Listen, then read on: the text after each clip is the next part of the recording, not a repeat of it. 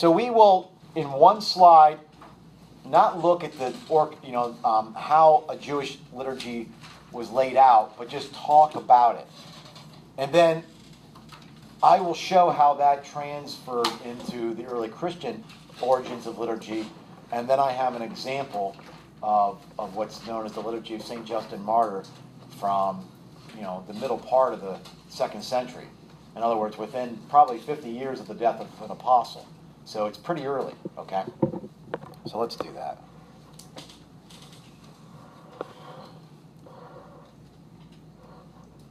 Now, you don't need to write this down.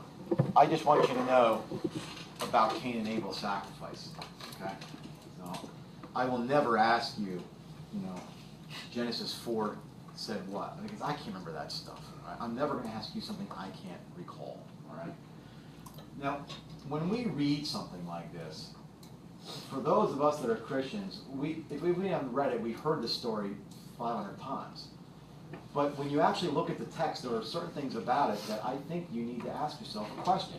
So there's a difference between asking questions and questioning everything. Questioning something requires a little bit on your expertise. If you don't have expertise, then watch how deeply you question something.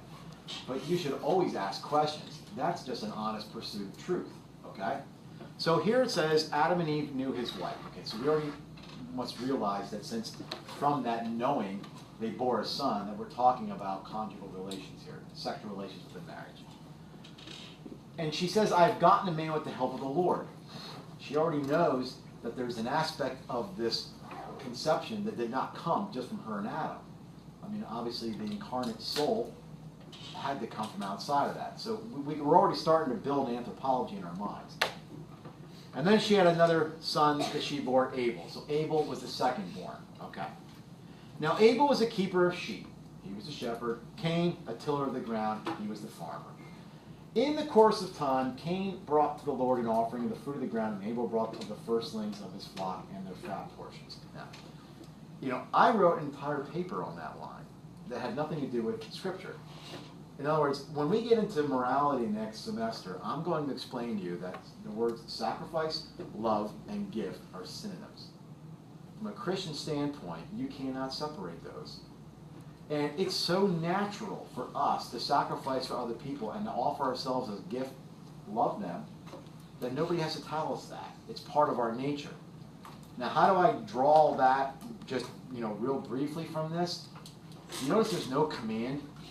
We don't read anywhere that God said, on this day thou shalt bring forth the first. There's none of that. It just says, in the course of time. Now, that's interesting. I mean, I think it's interesting. All right? Now, what happens? The Lord had regard for Abel and his offerings, but for Cain and his offerings he had no regard. Let's say it plainly. He liked Abel's offerings, he didn't like Cain's. And this had to be such a division between them that this was the impetus for Cain killing Abel. Now, this is a bit of a trick question, so I don't want you to, feel intimidated or worried that you get the wrong answer. Do we have any idea why he liked Abel's more than Cain? Do you have any insight into that? I mean, this is the first murder in the Bible. We should be able to say, we might say, why did he murder? Well, because he liked Abel's better. Okay, but why did he like Abel's better? Does anybody have any clue?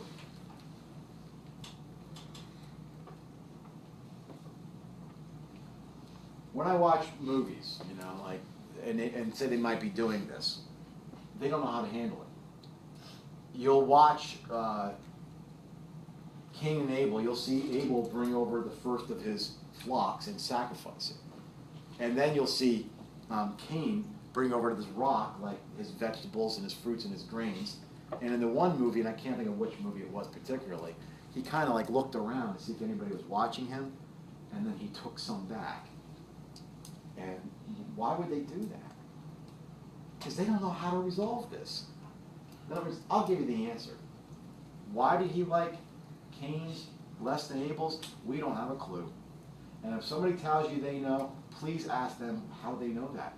And please show me where it says that. In Hebrews, it does say that, Abel's offering was the faith, Cain's was not, but what does that mean? That doesn't tell us why he liked one or the other. So as you move up in your academic career, you'll start to experience something that's known as academic reserve, right? You might try to press a teacher or professor for an answer, and they're not going to give it to you because they don't feel competent to speculate. So that's what we're going to do here. We're not going to speculate. That kind of makes sense that he would that he held one back, but you just that's being made up. We don't know that. All we know, and the only thing, if somebody were to say to me, Mr. Bueno, what can I infer from this? If you really want to look at that passage and say, what can that sacred story tell me about sacrifices? It may not be much, but this is the best I can do. For whatever reason, and it's unknown to me, God prefers some sacrifices over others. If I say that, I can make that claim and prove it from that story. God prefers some over others. Why does he prefer some over others? I really don't know. But does he prefer some over others? Yes. From that, I know that. I can prove that, no reservations. Now, why is that pertinent to what we are doing? We live in this individualistic world where, we are very good at rationalizing anything, that we think that, and I'm not making fun, we think that in some sense God is this grandparent at a nursing home where he's just glad that we think of them. It has no basis in any revelation. In other words, if God preferred one type of sacrifice or worship, remember we're going to use those as synonyms too, if he preferred one type of worship or sacrifice over another, could we say today he still prefers one over another? Why not? I don't know how you would come against that. Well, but how do we know which one he prefers? That's a different question. We only work through questions systematically.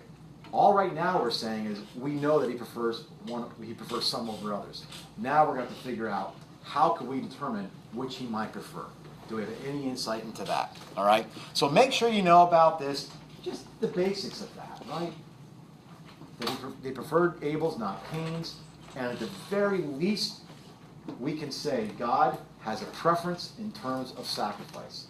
If I ask you in a quiz, do we know what God's preference was of Abel's over Cain's? The answer is no. We do not know.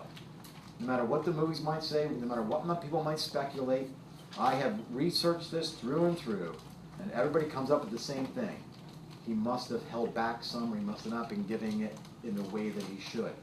Well, how do you know that? I don't know. Okay?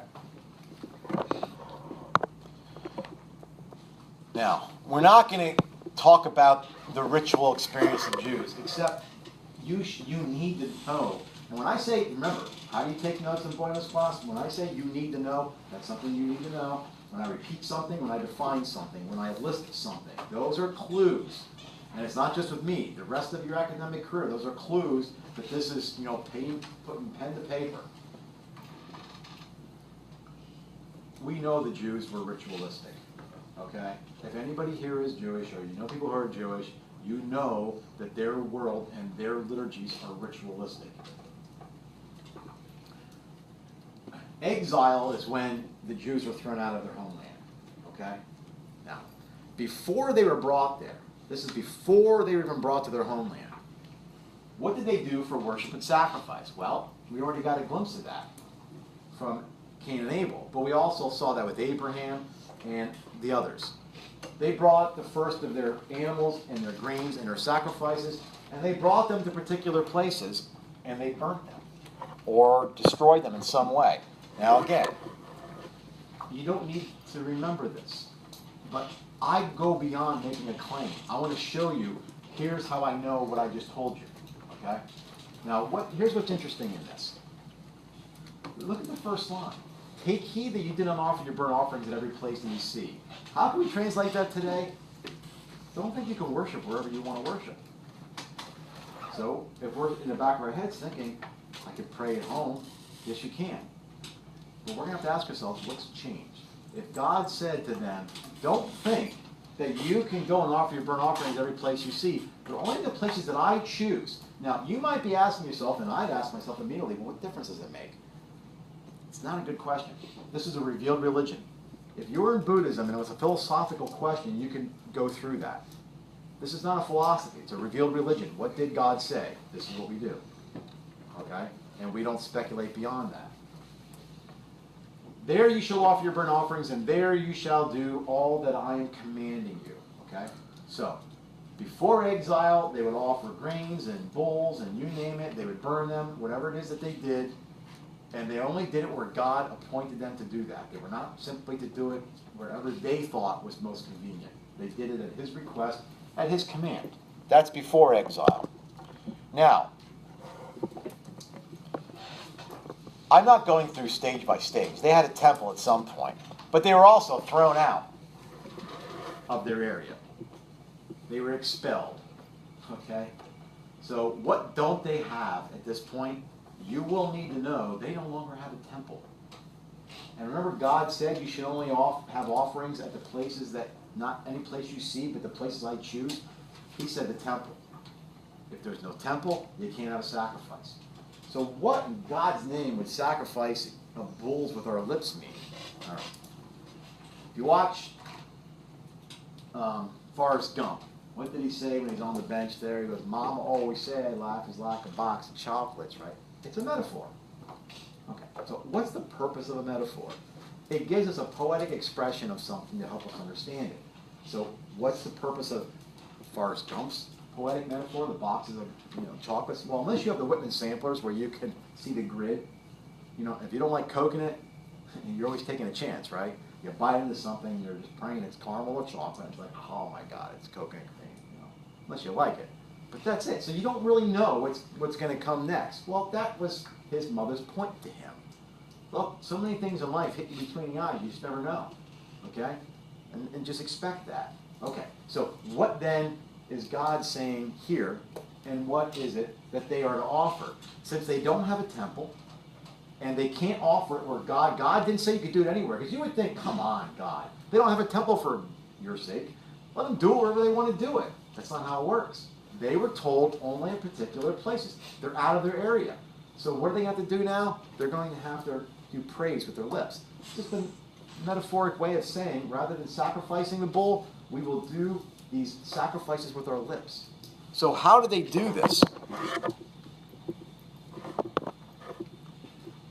It says in Hosea, take with you words and return to the Lord, and say, take away all our iniquity, accept that which is good, and we will run to the fruit of our lips. In other words, they're basically saying, we have no sacrifices to offer you, Lord. So take all the good that we do. Take the praise that we give with your lips. Please allow that to be our sacrifice until we are back into our temples. All right? This is what they did during exile. All right. Here's what happens. Now, when they are back, now this is the time of Jesus now, up to the time of Jesus, okay? We now know what their liturgy looked like, because it's not that different than the Jewish liturgy today. So we know, how did Christ worship? And be very clear on this. Christ was a Jew. The early apostles were Jews. They did not consider themselves Christians. That was something foreign to them. They were Jews. If somebody says, well, they went willy-nilly throughout the villages and throughout the towns, and wherever they were, they simply praised God's name. Yes, but that was not how they understood sacrifice and worship. If you read Acts, they went to the synagogues. Okay? So what does it say here? It says they would read from the Torah. They would read from the Psalms. And then they had various blessings that they would offer. And if they had a temple, they sacrificed. So if you go today into Google, into like the internet, you go onto Google and you say, why don't Jews offer sacrifices? You will go to various official Jewish websites or forums who will tell you, quite frankly, we have no temple. Without a temple, we cannot sacrifice. So what do? We read from the Torah, the Psalms, and we have our blessings. But we can't sacrifice without a temple. Would you be able to sacrifice again? From a Jewish standpoint, they're waiting for the Messiah to return. It's not Christ to them, obviously. They're waiting for the Messiah to return. And the Messiah is not God to them. And the Messiah will come back, liberate them. They will rebuild the temple. And with the temple rebuilt, they can go back now and have their sacrifices, and they can resume how they did before. That's their goal. This is the world that the apostles and that Jesus were in. Okay? So we have to state this clearly. Jesus and his apostles were used to ritual worship, liturgy. Okay? Because somebody thinks, like the early Christian church was like the Wild West. People just kind of did what they did, and they just spread it throughout. And people went from town to town and just did whatever. Not exactly true. At least there's nothing historically you can show for that. You can make those claims, and everybody will say, yeah, but it's in the Bible. Well, the Bible is always an interpretation battle. Can you show us any documents that say anything that you say? It dates back, say, earlier than 1900. You're going to have a hard time doing that. Okay? So what happened in the early Christian church? Christ, as a Jew, participated in the liturgy. We need to know that this was how man connected to his God. Think with Cain and Abel. What was Cain and Abel's relationship with their God? One of offering sacrifices. What did they do before they were exiled? They offered burnt sacrifices. What did they do during exile? They offered praise with their lips. What did they do after exile? Well, if they had a temple, they offered exercises. If they didn't, they at least had read from the Psalms, the Torah, and did various blessings. That's what the early Jews did. The Christians were simply Jews. All right? Even when they started being called Christians at Antioch, they still went to synagogue. They still considered themselves Jews. All right? All they did was they took whatever sacrifices that they originally did, and Christ replaced that. Christ's sacrifice became the one and final sacrifice, so no other sacrifices would ever need to be taken place again. So this Rosalind Moss, this convert from Judaism through evangelicalism to Catholicism, the first time she claims in her memoirs, in her book, when she went to a Catholic Mass, she said, oh my God, this is a Jewish liturgy. They've just made Jesus the center of it. And we say, exactly. Exactly. Okay? So what's happening now is Christ's sacrifice that was once and for all is being made present for all of us, anamnesis. There are no more sacrifices. It's not going over and over and over. It's always being made present. That's the understanding of the Christian liturgy.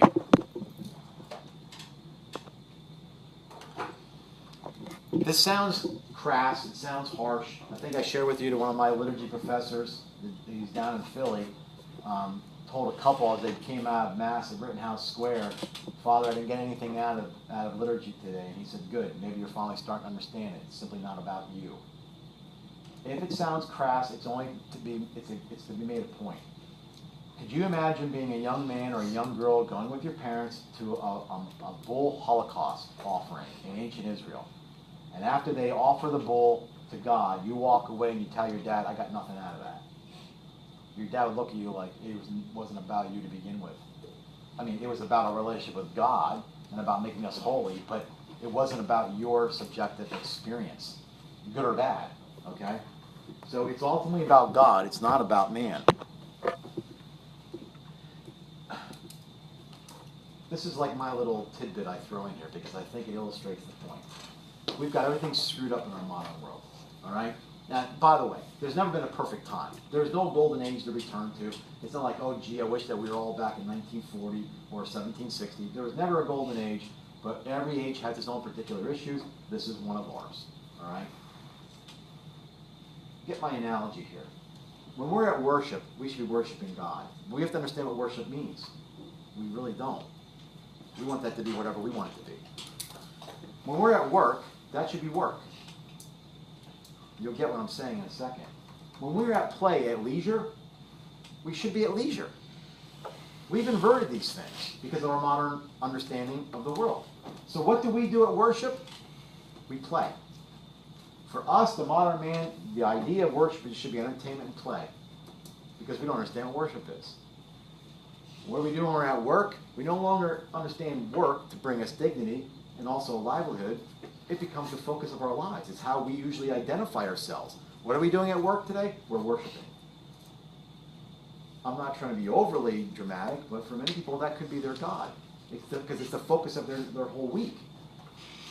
What do we do at play? Well, instead of it being leisure, we work. What do I mean by that? Well, how many gyms do we have out there? How many people go running? How many people do strenuous stuff that used to be leisure? Let me tell you how things have changed for us. When my grandfather, when they came over from Poland, him and his siblings, or his kids, my dad, they lived up in I grew up in the coal region, northeast Pennsylvania. So my grandfather was a coal miner. And my dad told me that for 6, 7 months a year, he never saw daylight because he would go down in the mines way before daylight, and he wouldn't come up until after it was dark. And he died of black lung. These people, this is how they live. Do you think after spending 10 hours, 11 hours down in the mine, that he came up and he said, "Gee, I really can go for a run? I'd like to go, lift some weights." It was the furthest thing from their mind because work was work. What did they do for leisure? Well, those guys, they probably just drank beer and listened to polkas, okay? But for them, it was supposed to be play. They didn't want to mix. Why make play strenuous? Let's leave play. And when they went to worship, that's what it was. We didn't expect to be entertained at worship. We expected to worship when we were worshiping, play when we were playing, and work when we were working. But what do we do today? We expect entertainment in our worship. We expect worship at our work, and we expect work at our play. We've got things inverted, all right? We've got things inverted. Okay. We're going to be done here shortly. So now I want to do, even though it is a video, it's just text and with some background eerie music, right? But here's the reason why I make this point. Remember how I told you in the beginning slide, we do understand that God prefers certain types of worship over another. That is the least we can infer from that. We also read in Deuteronomy how it can't be anywhere, but it's where he chooses. All right? So we can ask questions like, well, I don't understand. It doesn't make any sense. That's fine. You can ask that question, but you're not going to get any resolution for it. This is a revealed religion. It's like trying to say, why is there a trinity and not a quadrinity? Because it is. Well, I don't understand that. Well, because you want 2 or 3 or 4. I mean, there are, in a revealed religion, as opposed to a philosophical movement, we don't think about it and come up with the best plan. We say, what is it that God has revealed to us? And then we either accept in faith or we deny.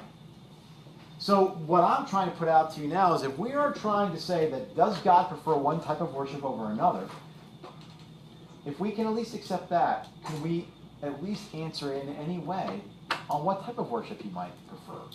And again, I want you to be objective about this. I want you to look at this like an observer from another culture, another time. Pretend you're studying this in some, cultural anthropology class 2,000 years from now, and you're trying to say, is there a proper way for Christians to worship? How would we know that? Well, we know it the same way any other discipline knows it. We have writings, we have books, we have things that have recorded what a worship service looked like. So when I show you this worship service, which is known as the Liturgy of St. James, at least it's built on this, I want you mentally to ask yourself, does it look more like a Catholic Orthodox liturgy, or does it look more like a contemporary praise and worship service? Okay, that's the question I want you to ask. And I will annotate as we go here so you get exactly what they're saying. Look at the day they met, on a Sunday. The Bible never says to do that, but they met on a Sunday. No matter where you lived, you went to one place. You didn't do it at home. You went to one place. What did they do there? They read the memoirs of the apostles, the writings of the prophets, as long as time permitted.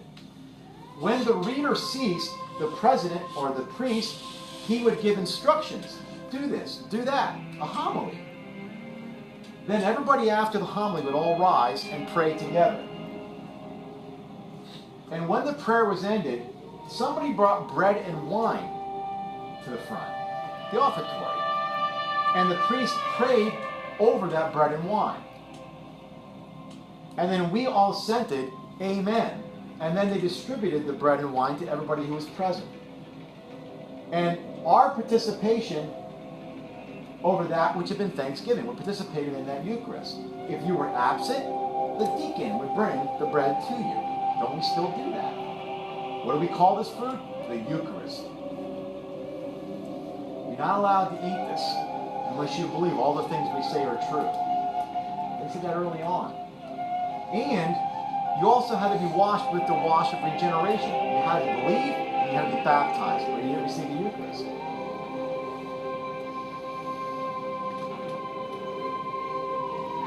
We don't say it's just bread. We don't say it's just wine, okay? This has been made the flesh of the Word of God. for us, it gives us salvation. This is what we've been taught. The food which is blessed over his word, for which our blood and flesh transmutated. Look, they're already using this word. We call it transubstantiation. But it becomes the flesh and blood that Jesus, who was made flesh for us. For the apostles in their memoirs composed them, we call them gospels. And this is what they have told us. In other words, they didn't make this up. He says, Jesus took the bread when he had given thanks, he said, this do in remembrance of me, anamnesis. All right? And this is my body. And then after the same manner, having taken a cup and giving thanks, he said, notice they keep going back to first person, just like we do. This is my blood, not this is his blood. And he gave it to them alone. All right.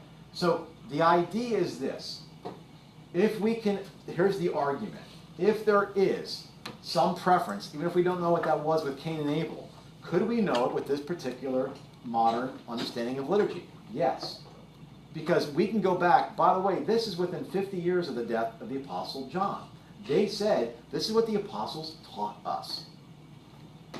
The modern praise and worship service that we have today, and no offense to anybody who goes to those particular churches, you cannot trace back farther than 60, 70, maybe 80 to 90 years. We can trace this back to 150 AD, and even in 150 AD, they say, this is what the apostles taught us. It's a revealed religion. Does God have a preference over how he is worshipped in liturgy? I would have to conclude yes. Do we know what that is? Yes, because we have record of it. And this is the earliest, but the irony is that it's uncontested up until probably the 17th century, where really the Mennonites and such started to, So anyway, that's the argument. Any questions on any of this? All right, your time's your own.